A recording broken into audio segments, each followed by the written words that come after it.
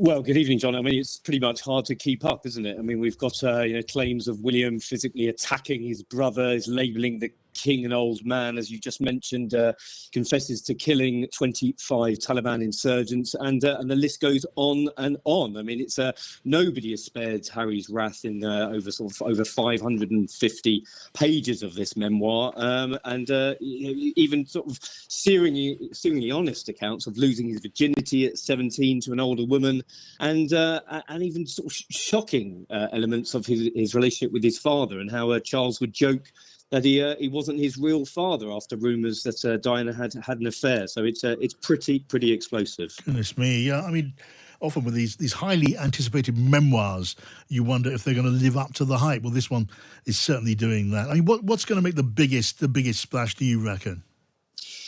Well, I think I'd say twofold, but it's multifaceted. I mean, I think that certainly the claims of the violence dealt out, the allegations of violence dealt out by his brother William, who were pinning him to the floor, grabbing him in his own home.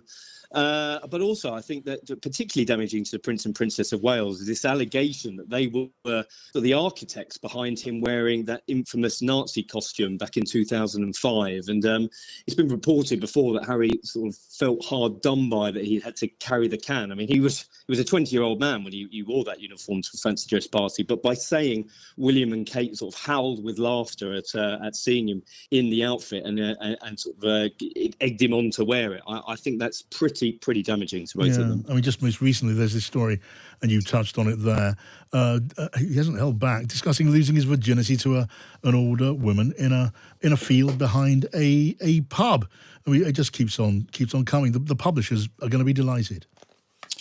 Well, I suppose in the first instance they'll be delighted, but a bit perplexed about how this has come to fruition. I mean, it was embargoed until January 10th, next Tuesday. It was supposed to have a big global release. Of course, we've got two major interviews that Harry has taken part in, both with the US journalist Anderson Cooper and ITV's Tom Bradbury. They're airing on Sunday, so it's to be the sort of the aperitif to the main meal of the memoir releasing. But I mean, it's just page after page. I mean, and nobody has been spared here. But people I've spoken to today have been absolutely dumbfounded by saying there is really no way back for Harry on this. He's spoken about there's been no willingness to reconcile from his family's point of view, but why would there be after he's had sort of these unbelievable bombshells, and really nobody has been spared? I suppose very, very hard to see any kind of reconciliation.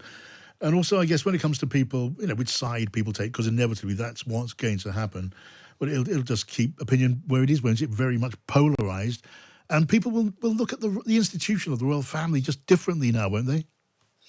Well, they have to. I mean, there's some serious questions to be answered. I mean, you've got the allegations of violence from William, physically attacking him in this rage, grabbing him by the collar. His own relationship with his father seems particularly dysfunctional.